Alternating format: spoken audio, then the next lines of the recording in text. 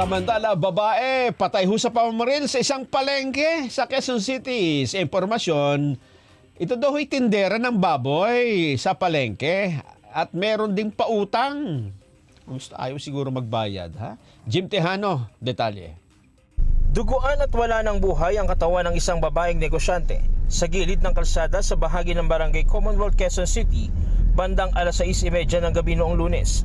Ayon sa mga opisyal ng barangay, isang concerned citizen ang tumawag sa kanilang opisina matapos makarinig ng 2 putok ng baril sa lugar. Dali-dali po kami na kasama po ang mga BPSO at sinabay ko na rin po tawagan yung ating pong ambulance para kasabay po yung medic.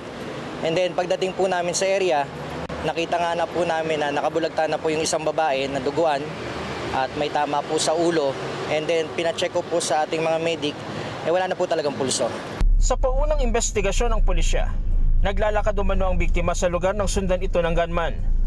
Malapitan itong pinaputukan at mabilis na tumakas ang salarin matapos ang krimen. Wala pang malinaw na motibo sa pamamaril, pero isa sa mga tinitingnang anggulo may kaugnayan sa negosyo ng biktima. Nakausap rin namin po yung mga kamag-anak.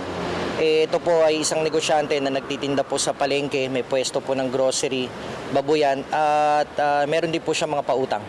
Sa ngayon, nagsasagawa na ng follow-up operation ng Quezon City Police District para matukoy ang pagkakakilanlan ng salarin at ang tunay na motibo sa likod ng pamamaslang.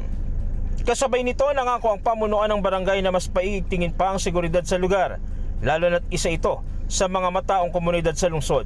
Tuloy-tuloy pa rin po yung visibility sa area, sa pagro-roving, hindi lang po sa gabi, 24/7 kasi napakarami pong mga volunteers dito sa Barangay Commonwealth. Jim Tejano, para sa 100% balita.